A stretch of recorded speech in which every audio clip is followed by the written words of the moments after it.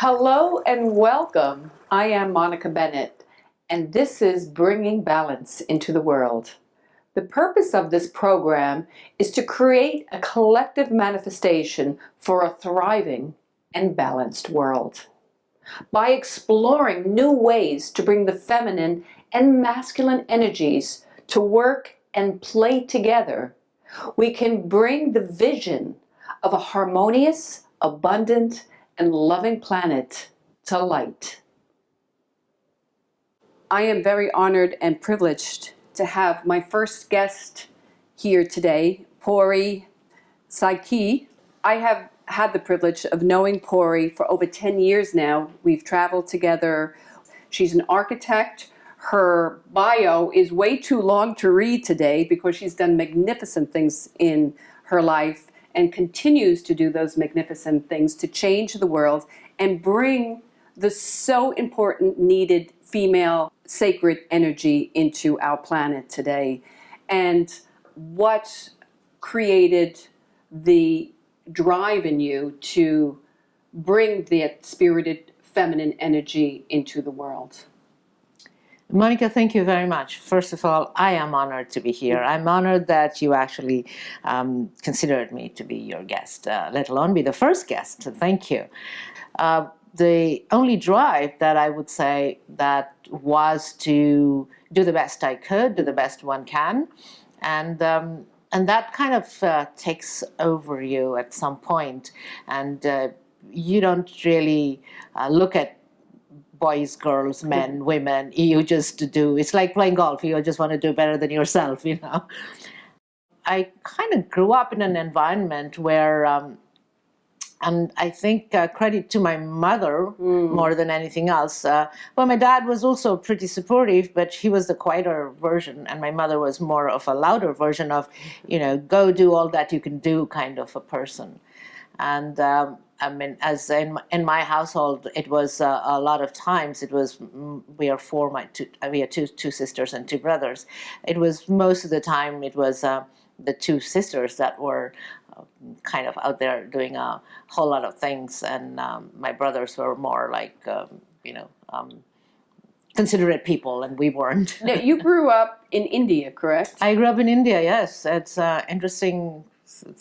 Part of my life is that growing up in India in an environment where women are, everybody seems to think in the Western world that women walk 10 steps behind men, which isn't something, I actually found that out after I got out of India.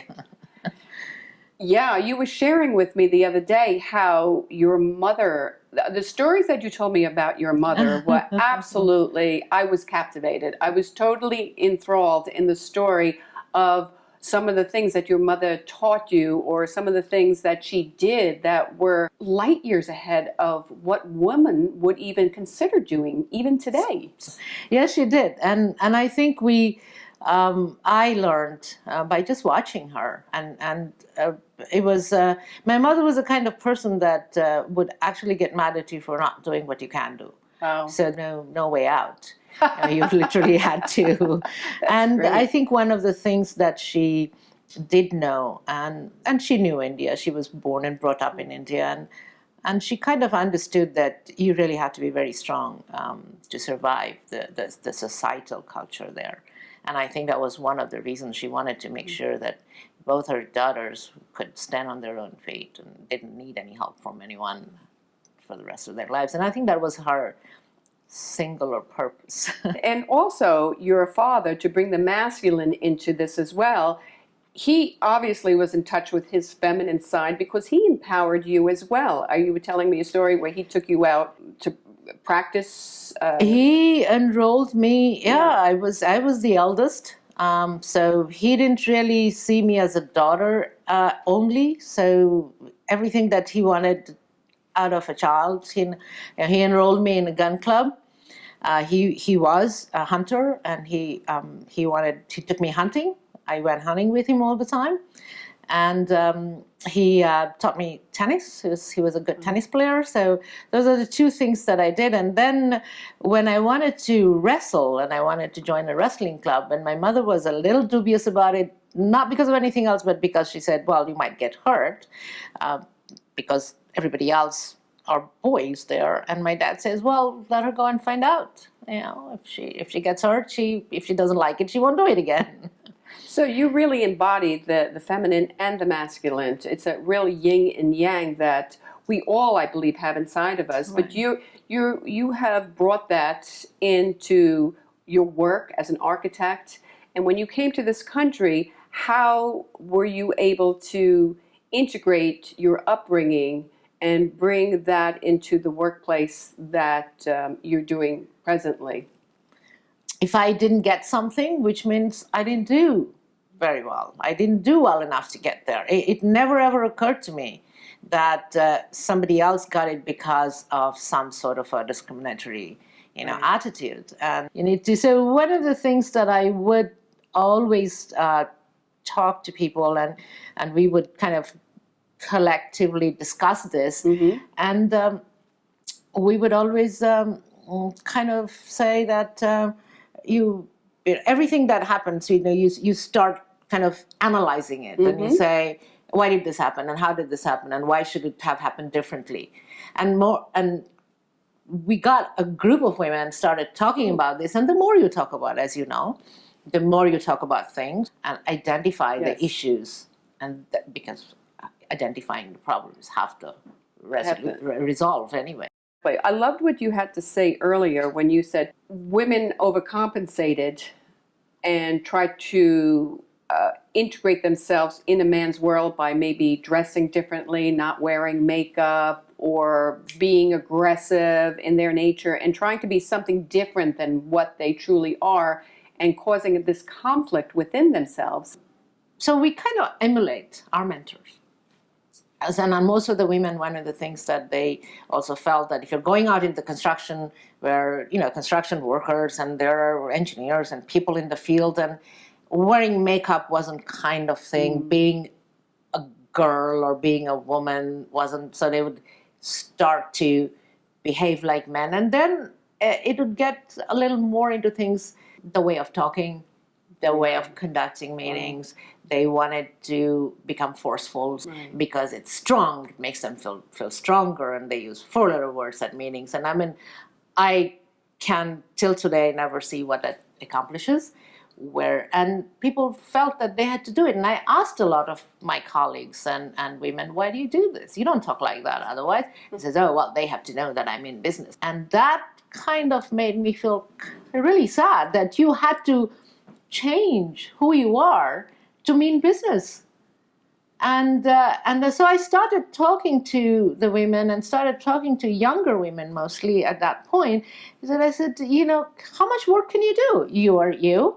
Now you have to pretend to be somebody else. And it's a lot of work to go out there to mean business.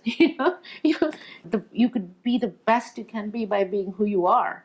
And instead of pretending to be who, you think you should be.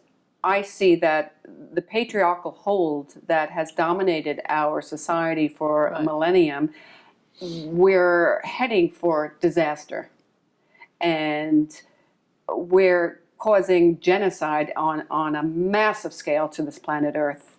Right. And it's the sacred feminine energy that we have to uphold and honor and bring to light of who we are as women, and to educate the men of this feminine energy that is so needed on the planet today to balance, to work together. And that's the whole purpose of this program. And Porie, again, the reason why I chose you, because I know that you are an empowered woman who is strong, who is brings this energy, this feminine quality, but also has a very strong masculine energy that does unite the two in a very harmonious way. And I see that in you. You everything that you do and promote. So my next question would be, what is your vision, and how are you bringing this to educate the world and in what you do with the world and into the future? For the young women today, not only in our industry and across the board, need mentors and role models that they can identify with. that, I mean, I've had actually young women coming up. I mean, I was speaking at an event not too long ago, and somebody came up and said, I absolutely like the fact that you're in construction and you wear lipstick. And I said, you know, it was funny because I didn't grow up with makeup. I didn't really like makeup when I was growing up. And when I got into the construction industry, when I saw here a lot of girls who think that, you know, projecting their female image was kind of not considered nice, I said, well, the only makeup I really actually can do is lipstick. I'm not very good at anything else. So I said, okay, you know, I am not going to, you know, think twice about this. The brightest, reddest lipstick ever. And I've been doing that ever since. I love it. It was almost sort of like a defiance in a Yeah. sense to be on the construction site in bright red lipstick in a sense. So one of the things I do tell women, I mentor them, I talk to them, I meet with women from construction industry and outside of the construction industry, is letting them understand that they're powerful. Yeah. Their energy, the female energy, the feminine energy has a purpose, and it needs to be owned by them. They need to actually present themselves with that energy rather than try to embody somebody else's energy. People are afraid, but then they say, well, I'm afraid because I'm a girl. I said, no, you're afraid because you're young, you're new, and you haven't learned anything. You don't have an experience. Everybody has that. They're afraid just because they're inexperienced, and they'll get better as time goes by. And they're strong. They're not. I don't mean they're fighting. No, I people. understand. They know that what they have is what they need to hone, and that's going to carry them through.